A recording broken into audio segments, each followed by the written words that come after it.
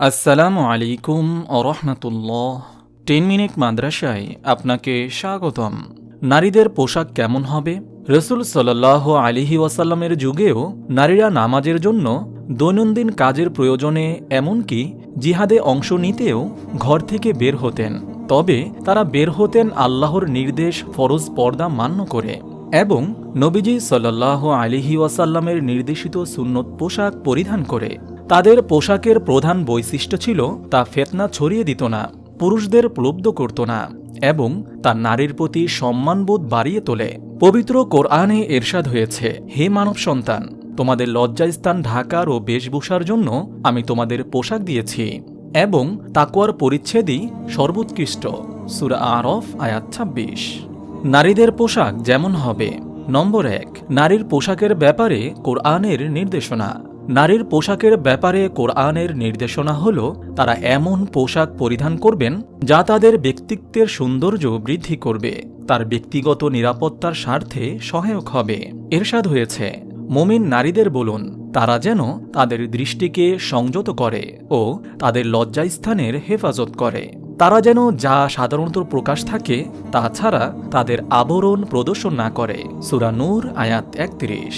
অন্য আয়াতে এরশাদ হয়েছে, হে নবী, স্ত্রীদের, কন্যাদের ও মুমিনা নারীদের বলুন তারা যেন তাদের চাদরে কিছু অংশ নিজেদের ওপর টেনে নেয়, এতে তাদের চেনা সহজতর হবে, ফলে তাদের উত্ত্যক্ত করা হবে না। আল্লাহ তাআলা ক্ষমাশীল ও পরম দয়ালু। সূরা আহজাব আয়াত ৫৯। নম্বর ২, নারীদের পোশাকের মৌলিক বৈশিষ্ট্য। ইসলামের দৃষ্টিতে শরীর ও শরীরের অবয়ব প্রকাশ পায় এমন পাতলা কাপড় পরিধান করা নারীদের জন্য নিন্দনীয়।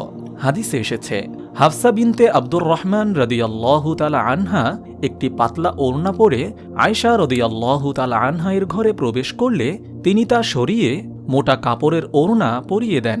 মিশকাতুল মাসাবিহ হাদিস নম্বর ৬৬। অন্য হাদিসে এরশাদ হয়েছে, এমন নারী যারা পোশাক পরিধান করেও উলঙ্গ, যে নিজেও পথভ্রষ্ট এবং অন্যকে পথভ্রষ্ট করে, তারা জান্নাতে প্রবেশ করবে না এবং জান্নাতের ঘ্রাণও পাবে না, অথচ জান্নাতের ঘ্রাণ ৫০০ বছরের দূরত্ব থেকে পাওয়া যায়। মুয়াত্তা ইমাম মালিক হাদিস নম্বর ১৬৬১। এছাড়া আহকামুন নিসা গ্রন্থকার নারীদের ইসলামী পোশাকের কয়েকটি বৈশিষ্ট্য তুলে ধরেছেন, যেমন নারীদের পোশাক পুরুষসুলভ না হওয়া, নারীদের জন্য পাজামা অধিক নিরাপদ পোশাক, তবে শাড়ি পরিধান করাও জায়েজ। এমন আঁটোসাঁটো পোশাক পরিধান না করা উচিত যাতে শরীরের অবয়ব প্রকাশ পায়। নারীদের জন্য সব ধরনের সুতা ও রেশমের কাপড় পরিধান করা বৈধ। আহকামুন নিসা। নম্বর ৩, চলাফেরায় অসুবিধা হয় এমন পোশাক নয়। ইসলাম নারীদের শালীন ও সভ্য পোশাক পরিধানের নির্দেশ দিয়েছে, তবে ইসলাম নারীকে এমন পোশাক পরিধান করতে বলেনি যাতে তার স্বাভাবিক চলাফেরা ব্যাহত হয়। একবার নবীজি সাল্লাল্লাহু আলাইহি ওয়াসাল্লামের স্ত্রী উম্মে সালমা রসুল সাল্লাল্লাহু আলাইহি ওয়াসাল্লামকে প্রশ্ন করলেন যখন তিনি পরিধেয় বস্ত্র সম্পর্কে আলোচনা করছিলেন। তিনি বলেন, হে আল্লাহর রাসূল, নারীদের ইজার অর্থাৎ লুঙ্গি বিশেষ ব্যবহারের বিধান কি? তিনি বললেন, তারা এক বিগত নিচে পর্যন্ত ঝুলিয়ে রাখতে পারে। উম্মে সালমা রাদিয়াল্লাহু তাআলা আনহা বলেন, এতেও তার কিছু অংশ খোলা থাকবে। তিনি বললেন, তবে এক হাত ঝুলিয়ে পড়বে, এর বেশি নয়। সুনানে আবু দাউদ হাদিস নম্বর ৪১১৭। নম্বর ৪, রুচিশীল ও আরামদায়ক পোশাক পরিধান। ইসলামে নারীদের সৌন্দর্য, রুচিশীল ও আরামদায়ক পোশাক পরিধান করার অনুমতি দেয় এবং নারীদের পোশাকের সৌন্দর্যবর্ধক কারুকাজ ও নকশাকে উৎসাহিত করে।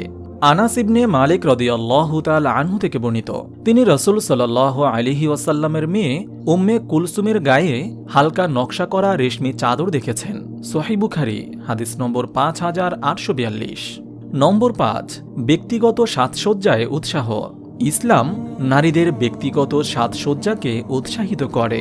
রাসূল সাল্লাল্লাহু আলাইহি ওয়াসাল্লাম নারীদের পরিপাটি থাকতে উৎসাহিত করেছেন। আয়েশা রাদিয়াল্লাহু তাআলা আনহা বলেন, এক নারী আড়াল থেকে একটি কিতাব হাতে নিয়ে রাসূল সাল্লাল্লাহু আলাইহি ওয়াসাল্লামের দিকে বাড়িয়ে দিল। রাসূল সাল্লাল্লাহু আলাইহি ওয়াসাল্লাম তার হাত না বাড়িয়ে বলেন, আমি বুঝতে পারছি না এটা কোনো পুরুষের হাত নাকি নারীর হাত। সে বলল, বরং নারীর হাত। তিনি বললেন, তুমি নারী হলে অবশ্যই তোমার নখগুলো মেহেদির রং দ্বারা রঞ্জিত করতে। সুনানে আবু দাউদ হাদিস নম্বর 4166। ইসলাম নারীর সাজসজ্জায় রঙকে প্রাধান্য দিয়েছে এবং পুরুষের সাজসজ্জায় সুগন্ধিকে। নারীদের ঘরের বাইরে সুগন্ধি ব্যবহার করা থেকে বিরত থাকতে বলা হয়েছে। আবু হুরায়রা রাদিয়াল্লাহু তাআলা আনহু বলেন, রাসূল সাল্লাল্লাহু আলাইহি ওয়াসাল্লাম বলেছেন, পুরুষের সুগন্ধি হল যার সুগন্ধি স্পষ্ট কিন্তু রং চাপা, আর নারীদের সুগন্ধি হল যার রং স্পষ্ট কিন্তু গন্ধ চাপা। সুনানে নাসাই হাদিস নম্বর 5117। নম্বর 6, সন্তানকে শালীন পোশাকে অভ্যস্ত করা। ইসলাম ছেলে ও মেয়ে উভয়কে শালীন ও ভদ্র পোশাক পরিধান করার নির্দেশ দিয়েছে, বিশেষত যখন তারা সাবালক হয়ে উঠবে। আয়েশা রাদিয়াল্লাহু তাআলা আনহা থেকে বর্ণিত, একবার আয়েশা বিনতে আবি বকর রাদিয়াল্লাহু তাআলা আনহা পাতলা কাপড় পরিহিত অবস্থায় রাসূল সাল্লাল্লাহু আলাইহি ওয়াসাল্লামের কাছে এলে রাসূল সাল্লাল্লাহু আলাইহি ওয়াসাল্লাম তার থেকে নিজের মুখ ফিরিয়ে নিয়ে বলেন, হে আয়েশা, মেয়েরা যখন সাবালিকা হয় তখন এই দুটি অঙ্গ ছাড়া অন্য কোনো অঙ্গ প্রকাশ করা তার জন্য সঙ্গত নয়। এই বলে তিনি তার চেহারা ও 2 হাতের কবজির দিকে ইশারা করেন। সুনানে আবু দাউদ হাদিস নম্বর 4104। ইমাম গাজ্জালী রহমতুল্লাহ আলাইহি সহ দার্শনিক আলেমরা বলেন, মা বাবার দায়িত্ব হল সন্তানকে শৈশব থেকে শালীন ও ভদ্র পোশাকে অভ্যস্ত করা, যেন তারা বড় হওয়ার পরও এমন পোশাক পরতে আগ্রহ বোধ করে।